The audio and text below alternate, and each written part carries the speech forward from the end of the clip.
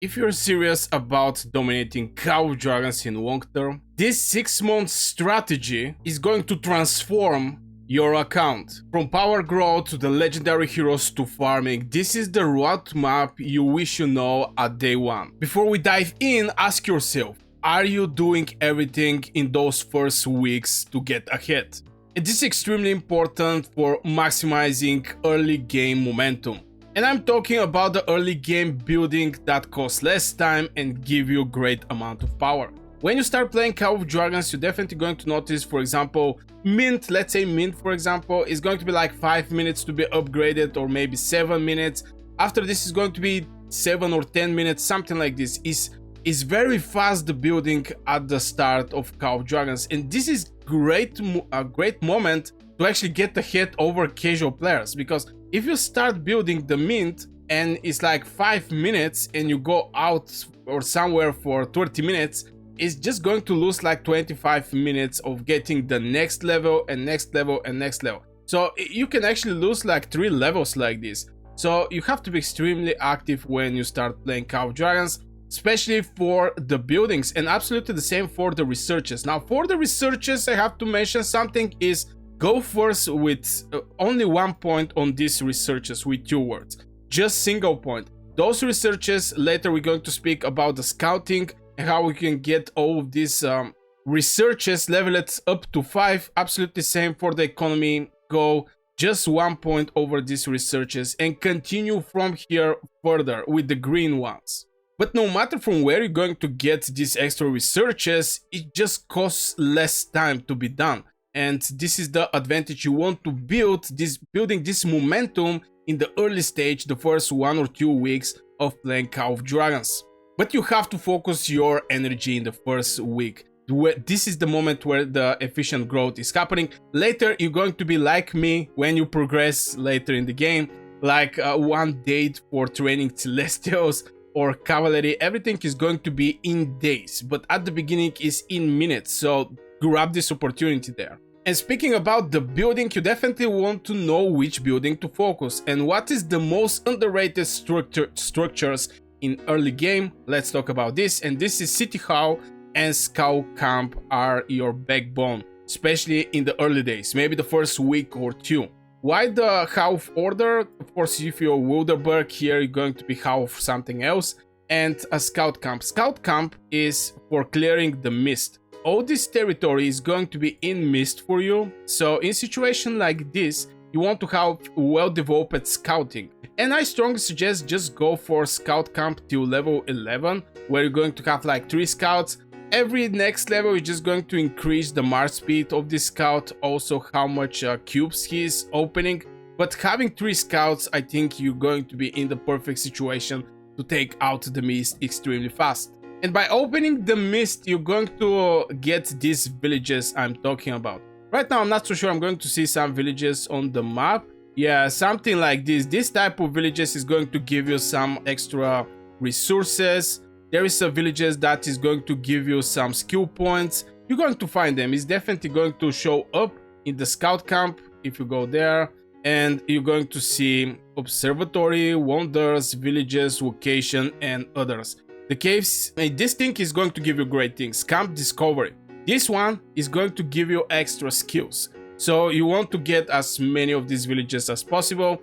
It's going to help you in the first stage with this 1, 2, 3, 4, 5, 6. With these 6 skills from the economy tower tree and all these skills, which is 9 skills from the military tower tree. You're basically going to click on the village and you're going to choose one of the two spells there or 2 researches there. It's going to be for free, so you don't have to spend resources, you don't have to spend speed ups over these researches. So yeah, go directly for the next one. This is my suggestion there.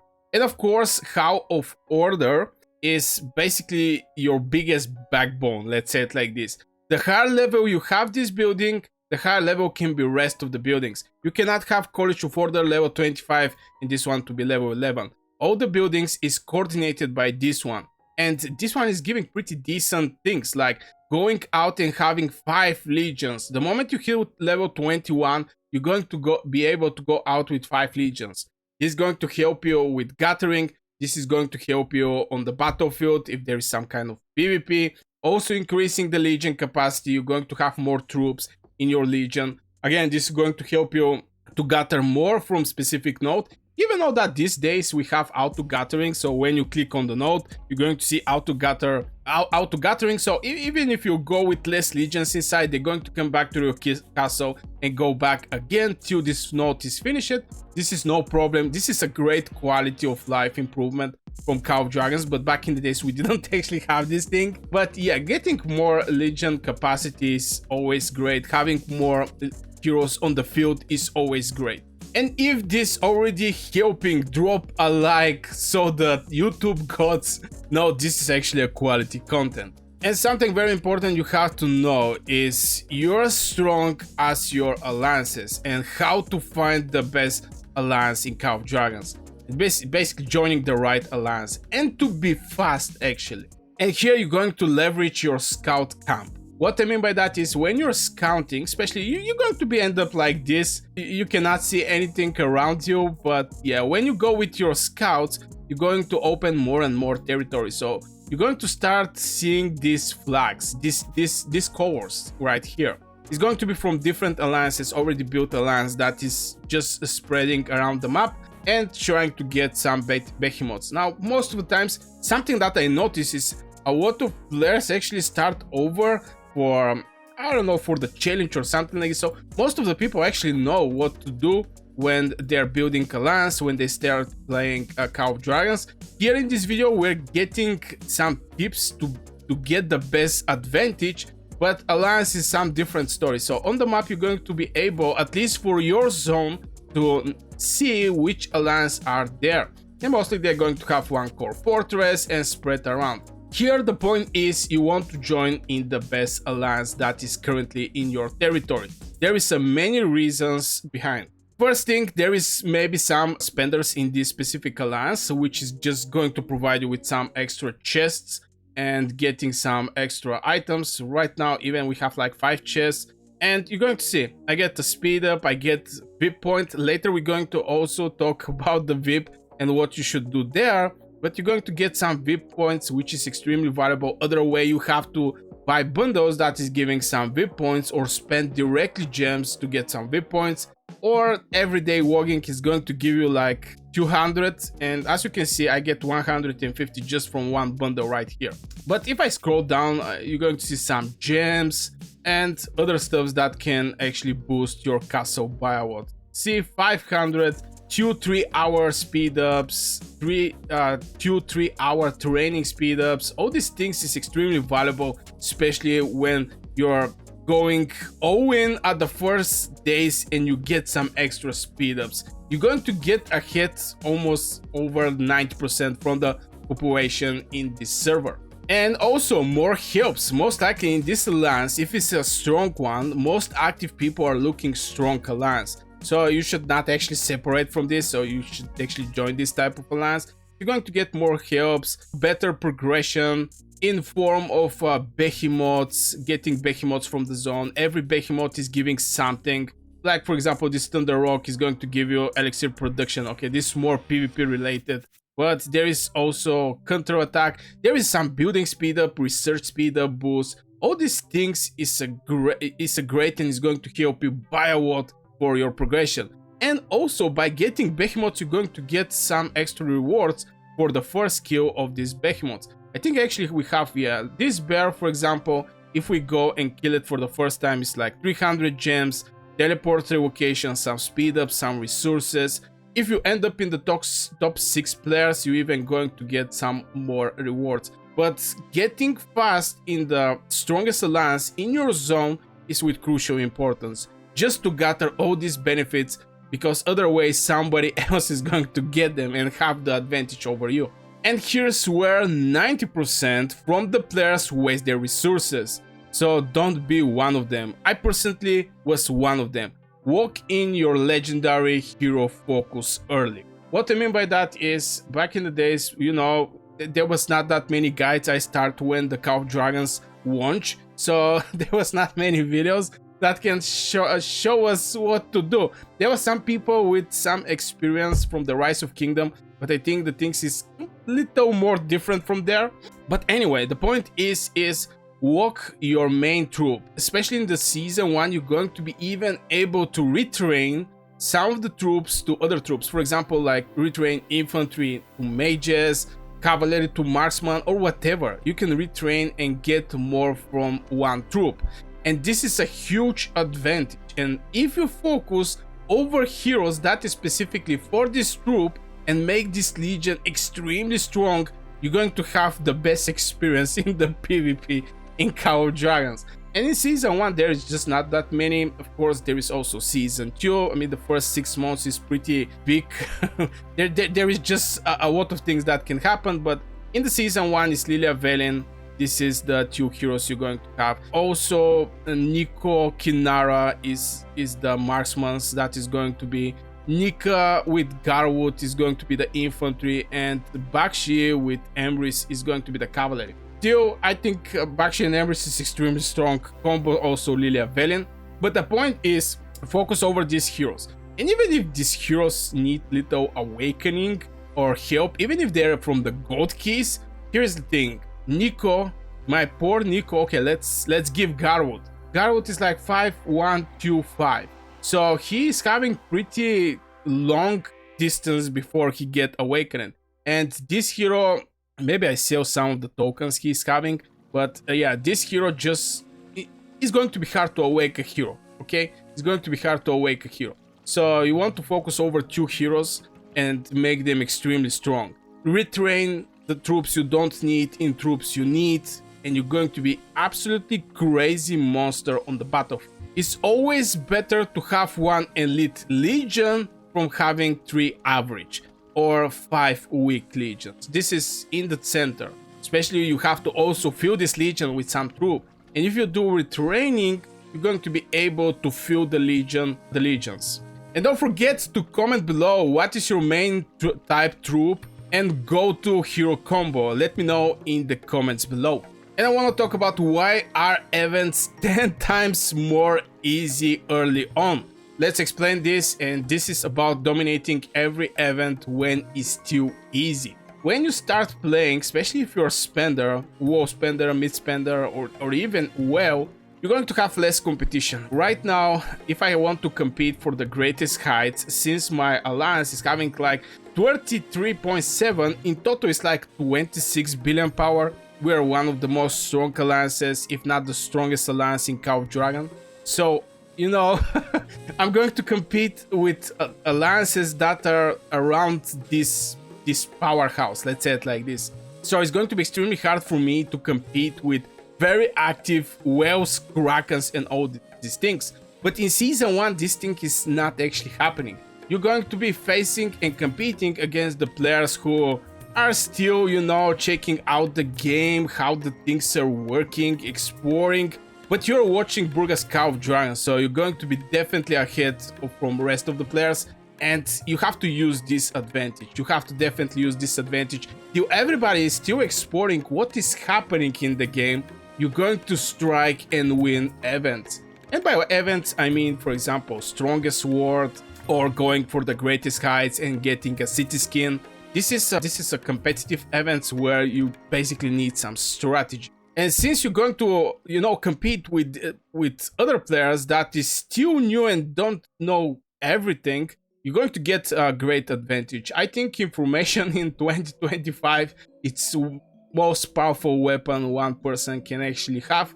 And yeah, definitely this is going to help you by a lot. Knowing this, and at the same time, you're not going to, you know, like me, facing against whales and krakens. You're going to face maybe some casual players, some other type of players, and again, it's just going to be way more easy to get and dominate in this event.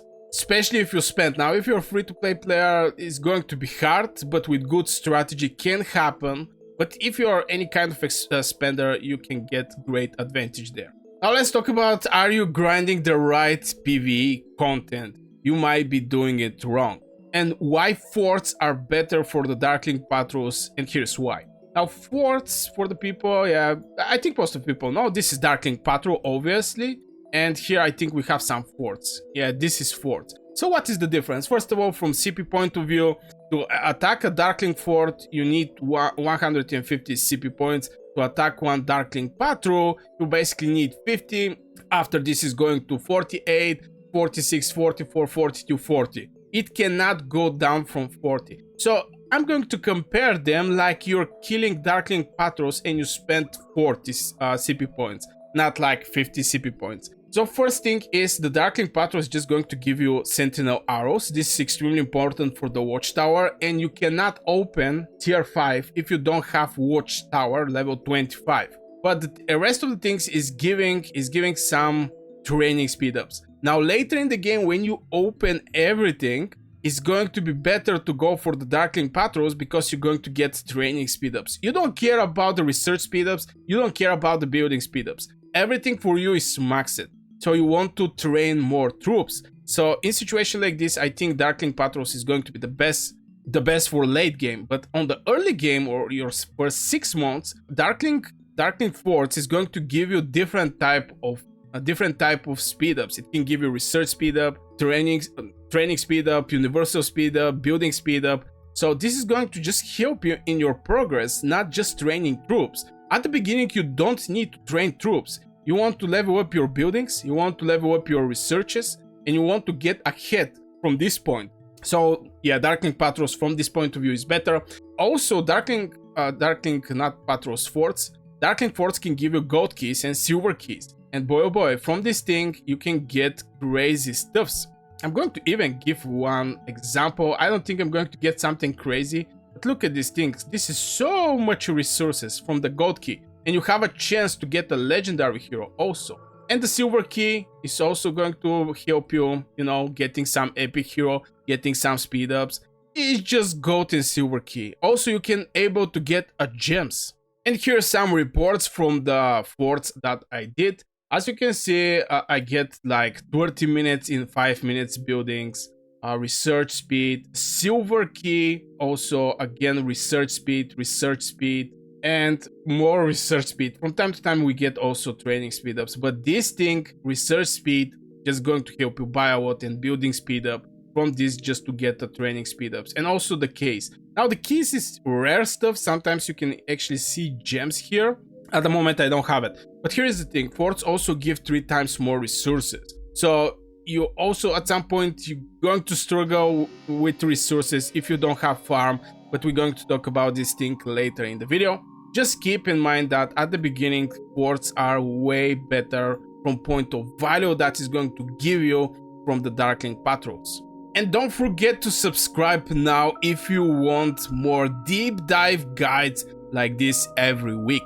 And most players are wasting speed ups at the wrong things. Here's what you should actually focus on. Don't waste your speed ups, just use them like this. As I mentioned, I don't know if I mentioned about the events, but you just going to need speed ups for competing in the events. It can be training, boosting power in point of research, or building power. All these things actually cost speed ups. This is the only way you can actually do that. But sometimes it's very important to actually use on the crucial buildings. For example, you're almost ready with half order.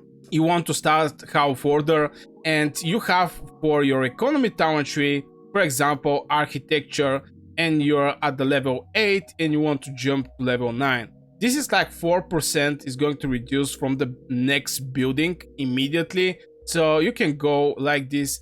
But I use speed ups when I go to sleep, and there is like 20 minutes, let's say 20 minutes, this thing to finish, and I'm going to go sleep immediately. I don't have this 20 minutes. I'm going to use speed ups to finish it and start it over. So I'm going to gather these 8 hours when I sleep, or maybe 9 hours or 7 hours.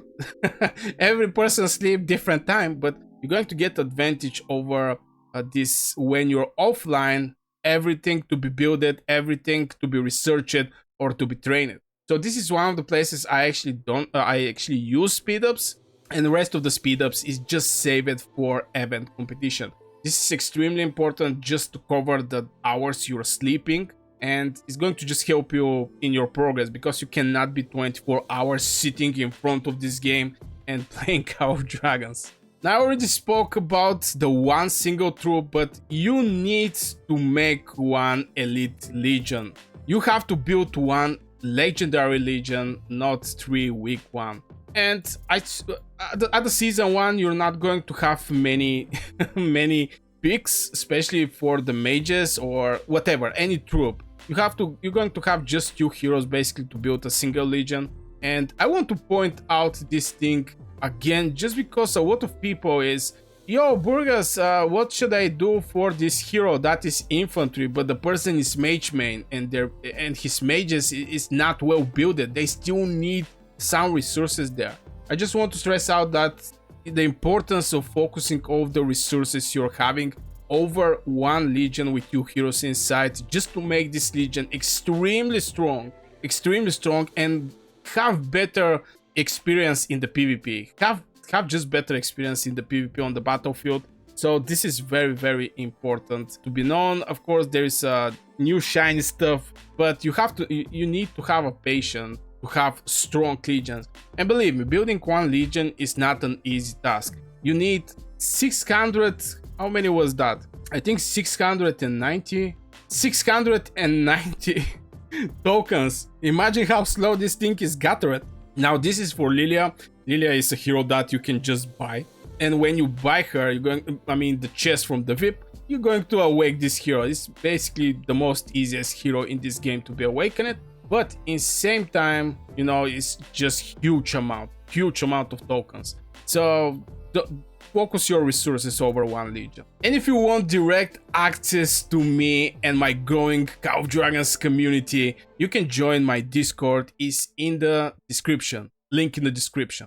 And if you want to cut your speed up use by 30%, focus here. And this is the research priorities that pay off big time. I mentioned about the researches here, how with the scout you can actually level up these researches without actually needing to spend anything here. You're going to directly get it from the village, but there is a speed ups that are essential for your progress. Now this is architecture 1, architecture 2. You have scholarship 1, scholarship 2. This is the 2. I don't know how much I have to stress out over these researches, but they're the backbone of your progress, period.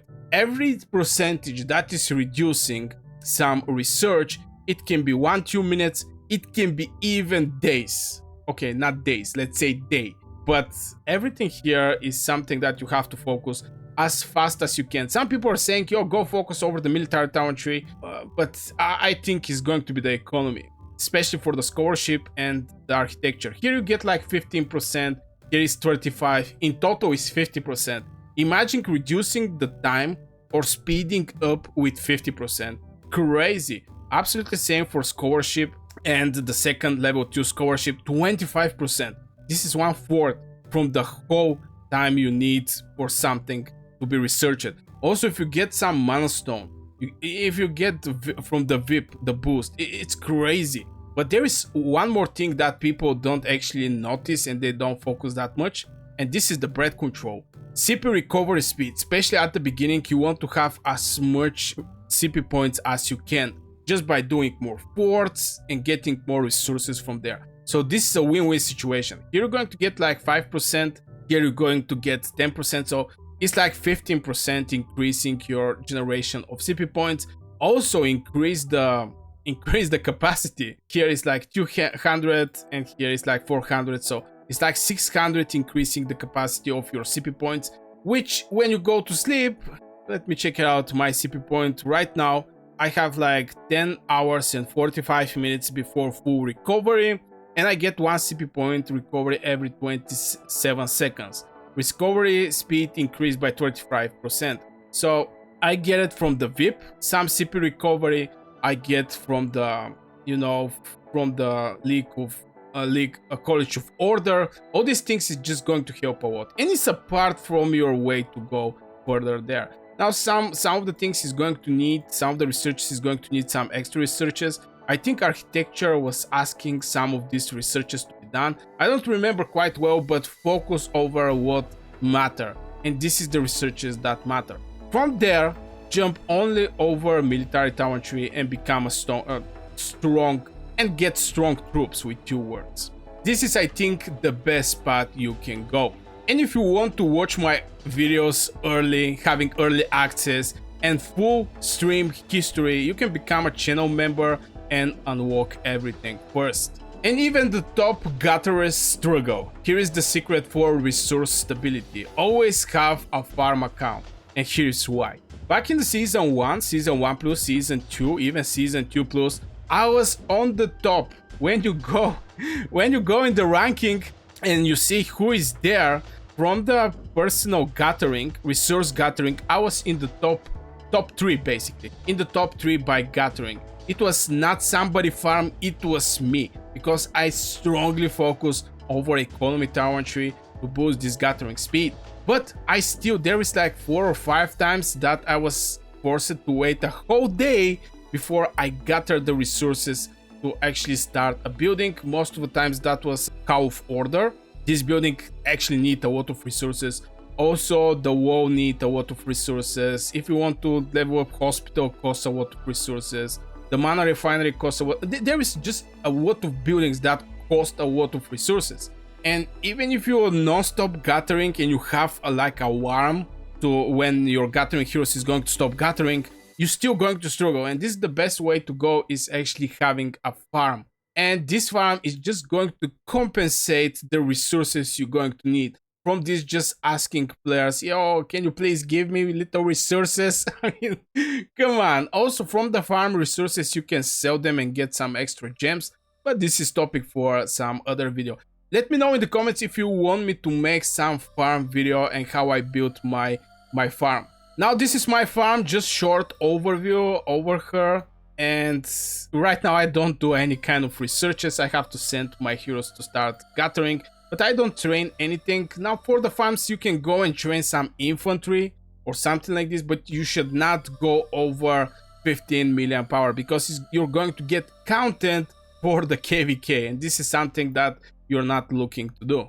And farm not only is going to provide you with resources for your early game, it's also for the late game. When you fight, at one point you're going to fill your hospital, and in this hospital you're going to have some free healing in form of elixirs, or you have to spend resources. And if you have farm, you're going to have more resources. This is going to just help you be more sustainable on the battlefield, to be there more time. And it's going to increase the fun you're going to have if you have some extra resources to heal your troops and go back to the battlefield. And the last tip I want to give you, which is crucial. Maybe this should be the first one I actually have to give. But this is the bonuses you're going to get from VIP 18.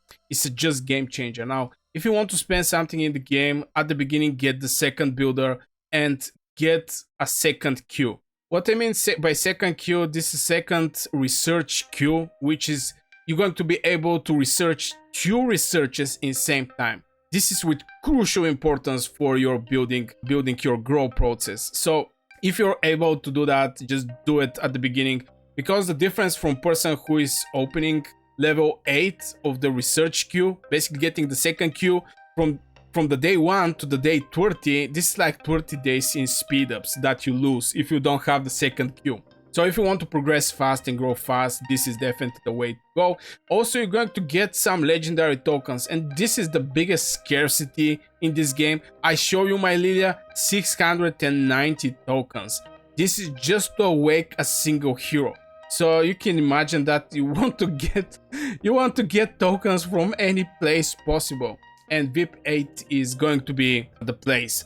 Also, again, if you're from the day 1 have VIP 8 to VIP day 30, you're going to lose like 30 tokens in the time. Also 30 is 1 hour speed up, some resources, blah blah blah. You get the idea. This is extremely important. Also, research speed 10%, crucial important. You're going to get it in the VIP 8. So VIP 8 is boosting your researches. And researches is something that is going to give you tier 5. Researches is something that is going to reduce the building time by 50%. Researches is everything is around the researches. This is the most important building in this game. Most important building in this game.